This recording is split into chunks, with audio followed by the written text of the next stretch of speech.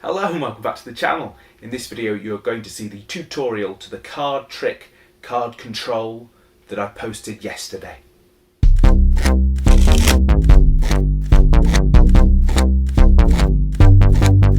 The Great Woo, the Great Woo Ding, the Great Woo Ding's gonna do a thing. So the card trick, card control that I posted yesterday may have been more than a day ago for you. You might be watching in 10 years time, probably not, but you may be. I don't know what I've called it yet. I've done that thing where I filmed the trick and I haven't called it anything yet, but obviously this video has a name, so it's the tutorial to that trick, link in description. And there's a few kind of variations to it, but it's the basic effect and the way of doing it that I want to explain in this video. So essentially it was a card control, a way of getting the spectator's card to the top. And here's how I do it. So you take that card, no you don't, oh you've got two. So that's the first thing. Hopefully that tricked some of you. I'm dribbling to the top card. No, I'm not. I'm dribbling to two cards. And it's a knacky thing. I can't do it all the time. Sometimes I dribble to three. Sometimes I dribble to one. And sometimes I dribble to two. Most of the time, I naturally dribble to two. I don't know why. Have a practice. See what's right for you. See what feels natural to you, whether you're prone to dribbling to three or to one or to two. And try your best to practice, just like you'd practice doing the double lift and getting two cards that way. And of course that's another way that you could do this. You have to start with a double. The dribbling was just my way of hopefully throwing you guys off, because I've not seen that before, of dribbling to a double. It probably is out there, but as I say, I've not seen it before. And then you have to be in a weird position as well. So dribbling means your hand is in that position already, so you're in a nice hand position to turn it that way and to get it into the position to slide it in. If you were just taking that double from the top, a natural way to take a card off the top would be like that, and then to change your grip and put it in. That's much harder to do that. To do that with a double would look obvious at my skill level. Maybe you'd be able to do it. The way I do is dribble to a double and then I'm in the right position. So I've got that card in that position. It's a double, and here's what I'm doing. Under the premise, the pretext, the disguise of putting it in that gap, what I'm actually doing is sliding their chosen card into Tenkai. So I'm sliding, this is the exposed view, their card into my palm and placing the indifferent card that's on top into this gap. Very exposed view, sliding their card into my palm, putting the indifferent card in the middle of the pack. So then this hand needs to be as natural as it can be. I'm not very good at that. So that may have been a giveaway that, I've clearly got something in this hand. Don't know. But that's it. That's how it's done. And then the easiest way to get this card back, because you've done that, but then the hardest thing now is getting it back. The easiest way would be to push this card in with this hand, like so, and deposit their chosen card on top as you do that. So you've got your double, you've slided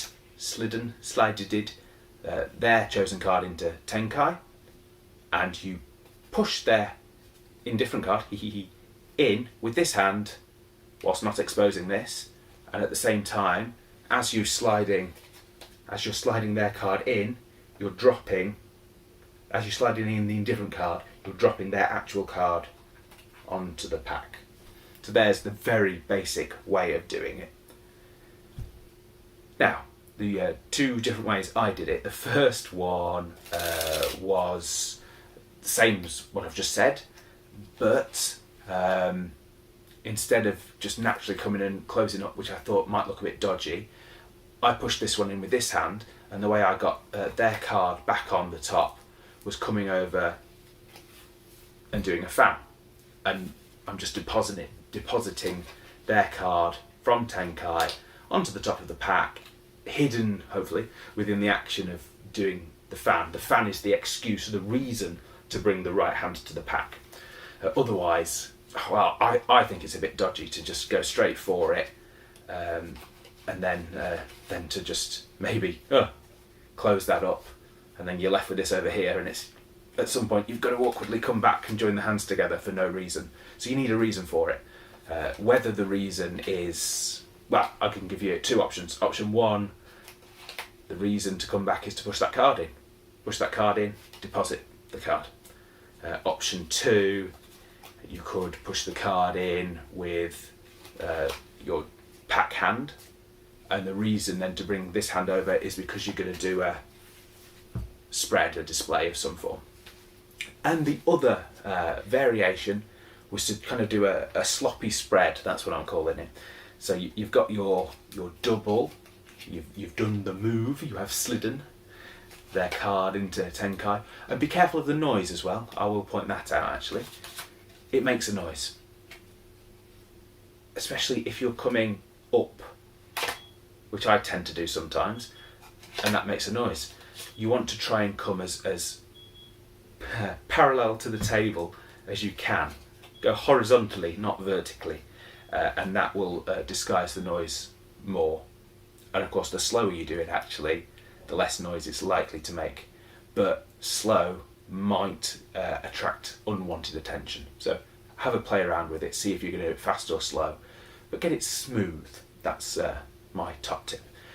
Anyway, option three for getting this card, which, that's a big flash, isn't it? Yeah, you've got to be careful how you hold this hand. You want it to look natural, but you don't want to flash in any way. Right, option three. There's your card, it's a double. You do the move, you leave their card sticking out, this hand stays natural. Now, there's a big great gap on the table between their card and the table, but it's hidden, of course, by the hand. So what I'm going to do now, slide their indifferent card in, and slide this whole pack so that this top card ends up under this card. And hopefully that's quite a natural, I don't care about it, it's just slide it over, and what you know, the now top card is the card I've just deposited onto the top. And I think that's a kind of a natural way, where it's one where the hands don't have to join. I don't have to do this business. I instead of bringing the hand to the pack, I just bring the pack to the hand, and I can be really natural, in theory. Let me know in the comments what you think. You've got to be careful of it turning around a little bit, but it's messy anyway, so I don't think it matters. Or you could practice your throwing of the pack to get it as smooth as possible. Let me do it one more time. So, this is all exposed. I've got a double, you know that by now. You pop it in like so, you make sure the focus is here, you slide it in, and then you can just, be really relaxed about it. Really relaxed. And it's on top. And of course you can go into any card trick you like from there. Your card's on top, reveal it in any way you wish.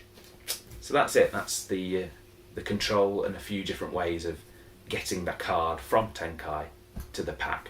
Obviously there'll be other ways by different people. Use the way that's best for you. Right, I'm going now. I have been Mark Wooding, or the Great Woo.